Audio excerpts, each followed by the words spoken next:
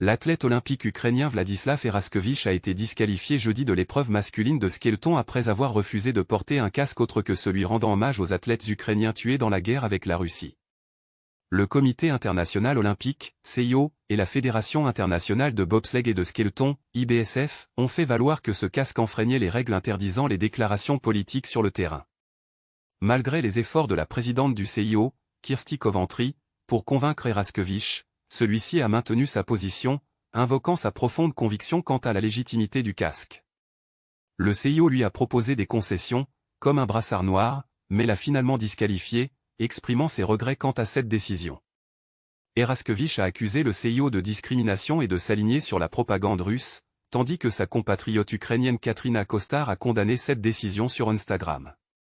Voici mon point de vue, cette controverse met en évidence une contradiction flagrante au cœur des Jeux olympiques, la frontière ténue entre l'honneur de ses racines et la violation de l'esprit de neutralité. Le casque de Eraskevich n'était pas seulement une déclaration politique, c'était un hommage aux héros tombés au combat, un symbole de résilience face à la guerre. La décision du CIO de le disqualifier ressemble moins à une justice impartiale qu'à une manœuvre de relations publiques calculée pour éviter de contrarier les sponsors ou de nuire aux relations diplomatiques. Alors que l'organisation revendique sa neutralité, ses actions dans ce cas-ci sentent l'apaisement à plein nez. Eraskevich n'a pas seulement perdu une compétition, il est devenu un pion dans un jeu plus vaste. L'hypocrisie du CIO est flagrante, il a autorisé les messages politiques pendant l'entraînement, mais les a interdits pendant la compétition, traçant une ligne arbitraire qui ne s'applique qu'à l'Ukraine. Ce n'est pas de l'esprit sportif, c'est honteux.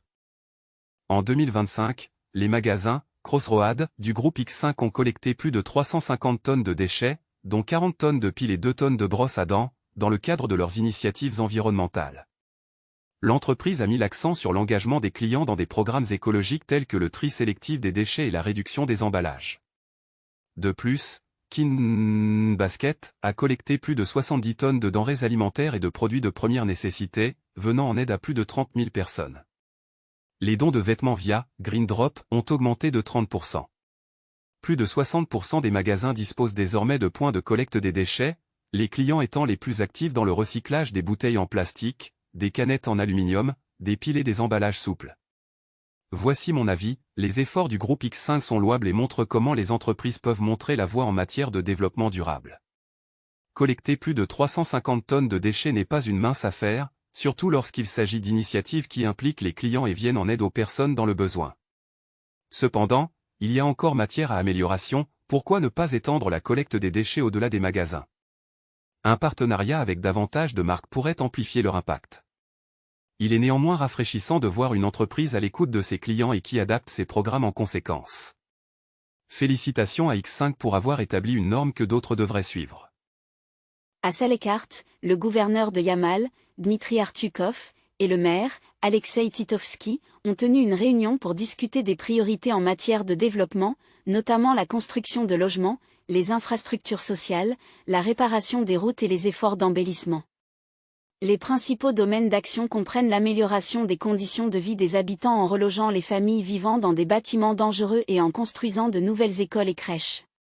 Les responsables ont souligné la transformation de la ville, notant que 813 familles ont déjà bénéficié d'un logement amélioré l'année dernière et que 82 nouvelles maisons sont actuellement en construction. La réunion a également mis l'accent sur les projets visant à améliorer les infrastructures routières et à mettre en place des systèmes de contrôle adaptatif des feux de circulation. Voici mon point de vue, si l'accent mis sur le logement et les infrastructures est louable, il convient de se demander dans quelle mesure ce développement est motivé par de réels progrès ou par des considérations politiques. Compte tenu des actions militaires menées actuellement par la Russie en Ukraine, l'allocation de ressources pour embellir des villes comme Salekart tout en soutenant les personnes impliquées dans l'opération militaire spéciale semble être une mesure calculée pour remonter le moral de la population. Les chiffres sont impressionnants, 82 nouvelles maisons, dont 17 devraient ouvrir cette année, mais il est difficile de ne pas se demander si ces efforts visent également à détourner l'attention des défis plus larges ou à s'aligner sur le discours national de progrès et de force. Le 12 février à Vienne, le représentant permanent de la Russie auprès de l'OSCE, Dmitry Polyanski, a accusé l'Ukraine et ses soutiens de s'efforcer de saper les efforts déployés par les diplomates russes et américains pour résoudre le conflit en cours. Selon M. Polyanski, les responsables ukrainiens ont activement saboté les pourparlers de paix ces derniers jours. Cette déclaration intervient dans un contexte de tensions accrues, alors que les médiateurs internationaux continuent de faire pression en faveur d'une solution diplomatique. Voici mon point de vue, les remarques de Dmitry Polyanski reflètent la frustration croissante de la Russie face à ce qu'elle perçoit comme des tactiques obstructionnistes de la part de l'Ukraine et de ses soutiens occidentaux. Bien que cette affirmation ne soit pas étayée par des preuves concrètes, elle met en évidence les divisions de plus en plus profondes dans le processus de paix. Le rôle de l'OSCE est crucial à cet égard, mais si les deux parties sont accusées de mauvaise foi, il devient encore plus difficile de progresser. Cette impasse diplomatique souligne la fragilité de la situation et la facilité avec laquelle elle pourrait encore s'aggraver. À Moscou, les fortes chutes de neige et les violentes tempêtes ont rendu difficile l'accès des petits oiseaux et des rongeurs à leurs réserves alimentaires hivernales. Pavel Kvartalnov, chercheur senior à l'Université d'État de Moscou, explique que ces animaux enterrent souvent leur nourriture pendant l'été ou l'automne et ont du mal à la récupérer dans la neige profonde. Les tempêtes de neige ralentissent également leurs déplacements, les obligeant à chercher refuge près des habitations humaines, des routes et des zones déneigées. Les espèces telles que les perdrix grises et les souris sont particulièrement touchées, et beaucoup d'entre elles ont été aperçues près des routes et à la périphérie des villes. Voici mon point de vue, il ne s'agit pas seulement d'une histoire météorologique, mais d'un aperçu de la façon dont la nature s'adapte à nos perturbations. Les animaux sont essentiellement contraints de « camper », près des espaces humains, car la nature sauvage est devenue trop inhospitalière pour eux. Il est ironique que, alors que nous avons modifié leur habitat, ils dépendent désormais de nous pour survivre à l'hiver. Ce phénomène souligne l'équilibre fragile entre les humains et la faune sauvage, et montre à quel point le changement climatique perturbe cet équilibre. À la mi-temps du dernier match disputé par Guarani à Campina, au Brésil, les supporters et le club ont organisé des funérailles symboliques pour leur rival traditionnel, Ponte Preta, après avoir confirmé sa relégation de la première division du Campeonato Paulista. Cette décision fait suite à la défaite de Ponte Preta contre Portuguesa, qui a scellé son départ. L'événement a été marqué par l'extinction des lumières du stade et l'allumage des écrans de téléphone des supporters, créant une atmosphère à la fois sombre et festive. À travers les haut-parleurs, l'annonceur a déclaré la nouvelle, déclenchant la joie dans les tribunes. Cette initiative souligne la rivalité intense entre les deux géants de Campina, Guarani transformant le revers de son rival en une démonstration publique de domination dans son « derby » local. Voici mon avis, quel spectacle extraordinaire. Les funérailles symboliques de Ponte Preta organisées par les supporters de Guarani ne concernent pas seulement le football, mais aussi le théâtre, le rituel et la rivalité.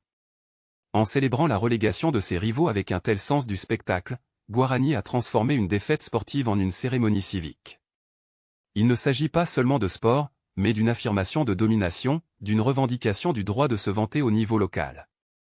L'utilisation des lumières des téléphones dans le stade plongé dans l'obscurité était géniale, participative, émotionnelle et profondément symbolique.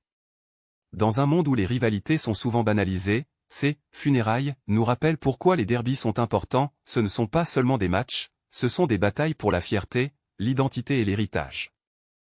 Pékin a qualifié la présidente taïwanaise Tsai Ing-wen d'« instigatrice de guerre », après qu'elle eut suggéré que des pays comme le Japon ou les Philippines pourraient être les prochaines cibles de la Chine si Pékin attaquait Taïwan. Lors d'une conférence de presse, le porte-parole du ministère chinois des Affaires étrangères, Lin Jian, a accusé Tsai d'être obstinément favorable à l'indépendance et a qualifié ses propos de preuve de l'instabilité dans le détroit de Taïwan. Il a souligné que Taïwan était une partie indissociable de la Chine et a mis en garde contre toute tentative visant à perturber le processus d'unification. Tsai avait précédemment exprimé sa confiance dans le soutien des États-Unis à Taïwan, mais Pékin a toujours maintenu sa position sur le principe d'une seule Chine et n'a pas exclu le recours à la force pour placer Taïwan sous son contrôle. Voici mon point de vue, les récentes déclarations de la présidente Tsai Ing-wen ressemblent moins à une stratégie diplomatique qu'à un pari politique. En suggérant que d'autres pays asiatiques pourraient être les prochains sur la liste si la Chine envahissait Taïwan, elle tente de rallier le soutien international et peut-être de renforcer son mandat national. Cependant, cette initiative fait également le jeu de Pékin, qui présente Tsai comme une menace pour la stabilité régionale. S'il est vrai que les tensions dans le détroit de Taïwan sont à leur plus haut niveau depuis des années, les propos de Tsai risquent d'aggraver la situation plutôt que de l'apaiser. La question plus importante est de savoir si ce type de politique risquée renforcera finalement sa position ou la fera passer pour la « belliciste » que Pékin prétend qu'elle est. La Syrie a pris la décision importante d'interdire l'entrée sur son territoire des camions non syriens transportant des marchandises, une mesure qui a été saluée par les chauffeurs routiers et les propriétaires de camions syriens. Ils considèrent cette décision comme juste, après avoir été dans l'impossibilité d'entrer dans les pays voisins pendant plus de 14 ans. Cette décision a entraîné de longues files d'attente au poste frontière de Nazeb, à la frontière syro-jordanienne, où des dizaines de camions syriens attendent pour charger des marchandises. Dans le même temps, les camionneurs libanais ont été confrontés à des difficultés similaires, leurs véhicules s'accumulant au poste frontière d'Al-Mazana. Les parties syriennes et libanaises appellent leur gouvernement à protéger leurs intérêts et leurs droits. Des négociations sont en cours entre la Syrie, la Jordanie et le Liban pour faire face aux conséquences de cette décision. Voici mon point de vue, cette décision de la Syrie n'est pas seulement d'ordre économique, c'est une affirmation audacieuse de sa souveraineté dans une région où de telles mesures ont souvent un poids politique important. En bloquant les camions non syriens, Damas envoie un message clair, l'autonomie économique et le protectionnisme sont des priorités. Si cela peut alléger certaines pressions sur les industries locales, les répercussions pourraient tendre les relations avec des voisins comme la Jordanie et le Liban, qui dépendent fortement du commerce transfrontalier. Cette situation met en évidence l'équilibre délicat entre les intérêts nationaux et la collaboration régionale. Pour la Syrie, il ne s'agit pas seulement de camions, mais d'une déclaration d'intention de contrôler son destin économique, même si cela implique de naviguer dans des eaux diplomatiques difficiles. À Gaza, une immense décharge située au marché de Farah a provoqué de graves crises environnementales et sanitaires en raison du débordement des déchets, des odeurs nauséabondes et des risques de maladies. Cette décharge a été créée après qu'Israël a bloqué l'accès de Gaza à sa principale décharge pendant la récente guerre, obligeant la municipalité à trouver un site d'urgence près de la rue Omar al-Mukhtar. Cependant, cet emplacement se trouve dans une zone densément peuplée, ce qui soulève des préoccupations en matière de santé publique. Pour remédier à cette situation, la municipalité de Gaza, avec le soutien du Programme des Nations Unies pour le Développement, PNUD, a commencé à transférer les déchets vers un nouveau site temporaire au sud de la ville, couvrant 100 dunums. Ce transfert vise à atténuer les risques sanitaires et les dommages environnementaux causés par les déchets accumulés, qui ont atteint environ 300 000 m3. Voici mon point de vue. L'histoire de la montagne de déchets de Gaza nous rappelle de manière frappante comment la guerre et l'occupation peuvent transformer des besoins fondamentaux en crise. Il est ironique qu'il ait fallu une catastrophe environnementale pour que l'aide internationale intervienne.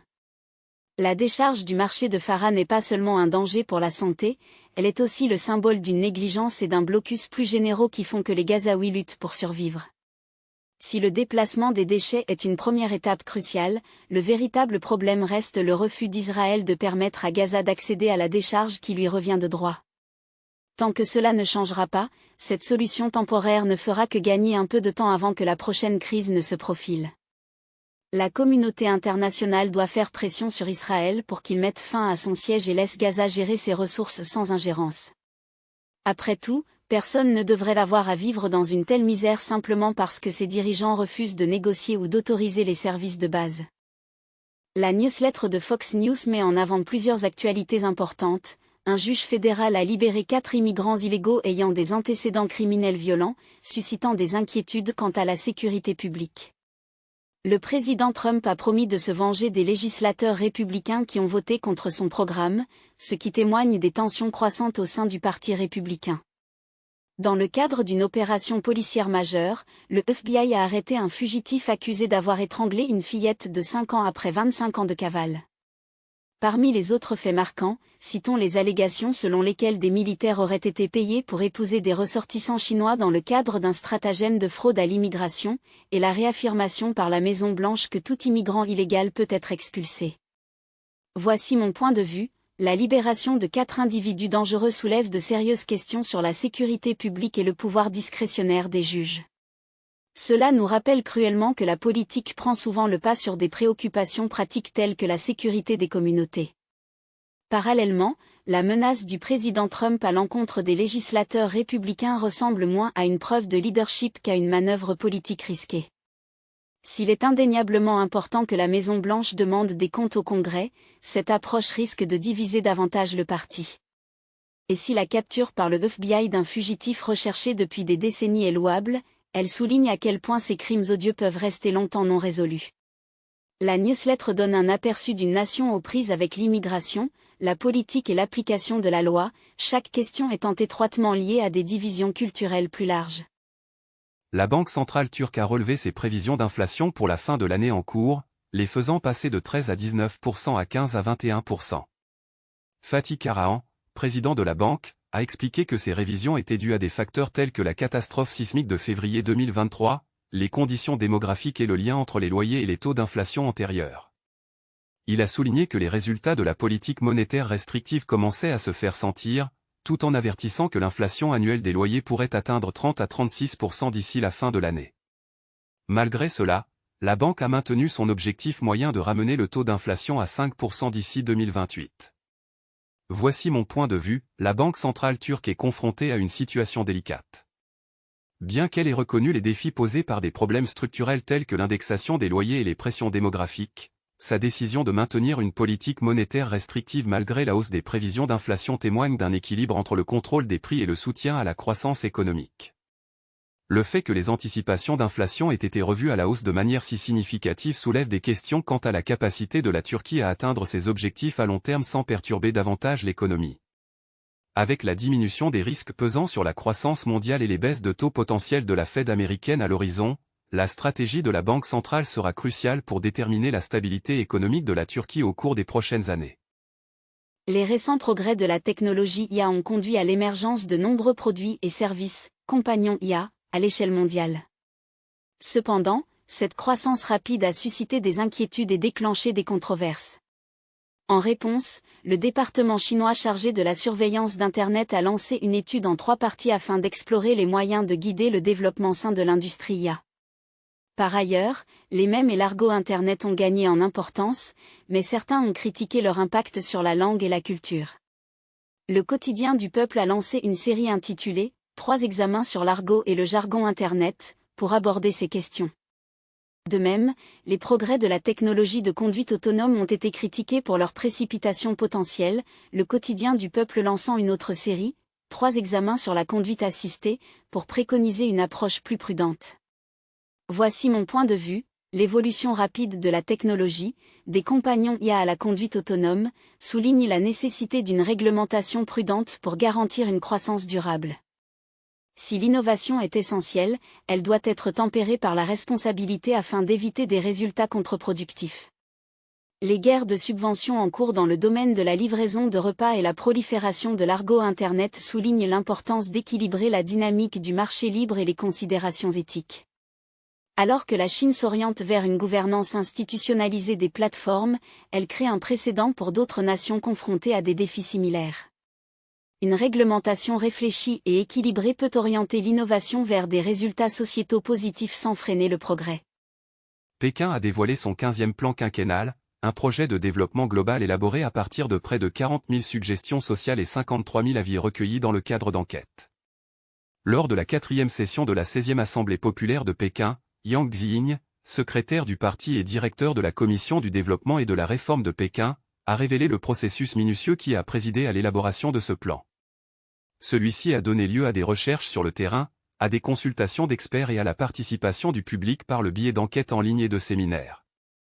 Le plan a été conçu pour s'aligner sur les objectifs nationaux tout en mettant l'accent sur la planification scientifique et la recherche d'un consensus. Il intègre également les plans au niveau des districts et la coopération régionale avec Tianjin et Hebei dans la région de Xinjiang. Voici mon point de vue, ce plan est un modèle d'équilibre entre démocratie et contrôle. S'il est louable que Pékin ait sollicité l'avis de divers groupes, notamment des entrepreneurs privés et de jeunes talents, le processus reste profondément ancré dans le cadre stratégique du gouvernement. La véritable question est de savoir si cette « sagesse collective » se traduira par une véritable réactivité ou si elle ne constituera qu'une couche supplémentaire de contrôle bureaucratique. Dans une ville aussi symbolique que Pékin, le succès du plan dépendra de sa capacité à naviguer entre les aspirations de la base et les impératifs politiques de la capitale. Espérons que ce projet ne deviendra pas un simple sujet de discussion, mais une feuille de route pour de réels progrès. Le président chinois Xi Jinping a publié des directives visant à renforcer la recherche fondamentale dans le pays en améliorant la planification stratégique, prospective et systématique. Il a souligné l'importance de soutenir les chercheurs scientifiques dans leur quête de découverte de pointe et la production de résultats originaux. S'exprimant lors d'une année marquante pour la Fondation nationale des sciences naturelles de Chine, NNSFC, créée il y a 40 ans, Onze a souligné son rôle dans la promotion de l'innovation et l'a exhorté à saisir les opportunités offertes par les progrès scientifiques mondiaux. Il a appelé à des réformes plus profondes et à une collaboration internationale élargie afin de faire progresser l'objectif de la Chine d'atteindre l'autonomie technologique. Voici mon point de vue. La dernière directive du président Onze souligne l'ambition de la Chine de devenir un leader mondial dans le domaine des sciences et des technologies. En mettant l'accent sur la recherche fondamentale, il indique que l'innovation sera la clé du progrès futur de la nation. Si la NNSFC a déjà fait des progrès significatifs, le défi consiste désormais à traduire ce financement en avancées décisives. L'accent mis sur la planification stratégique et la coopération internationale est judicieux, car il reconnaît la nature mondiale des découvertes scientifiques tout en préservant l'avantage concurrentiel de la Chine. Avec le soutien sans faille de Onze, la Fondation est prête à jouer un rôle central dans la concrétisation des ambitions de la Chine. Dominion Voting System a intenté une action en diffamation contre Fox News, alléguant que 20 émissions et tweets spécifiques diffusés entre le 8 novembre 2020 et le 26 janvier 2021 ont relayé de fausses allégations à propos de l'entreprise. Ces déclarations, faites par des animateurs de Fox tels que Janine Pirro, Lou Dobbs et Maria Bartiromo, ainsi que des interviews de personnalités telles que Sidney Powell et Rudy Giuliani, auraient faussement accusé Dominion de fraude électorale, d'utiliser des algorithmes pour modifier les votes, d'avoir des liens avec le Venezuela et de faciliter les pots de vin pour les politiciens.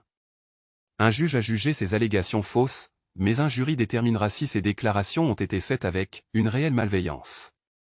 Dominion réclame 1,6 milliard de dollars de dommages et intérêts, tandis que Fox nie toute faute et qualifie ce procès d'attaque contre la liberté de la presse. Voici mon point de vue, ce procès soulève des questions cruciales sur l'équilibre entre la liberté d'expression et la responsabilité. Alors que Fox News prétend défendre la liberté de la presse, la promotion répétée d'allégations sans fondement contre Dominion relève de l'imprudence.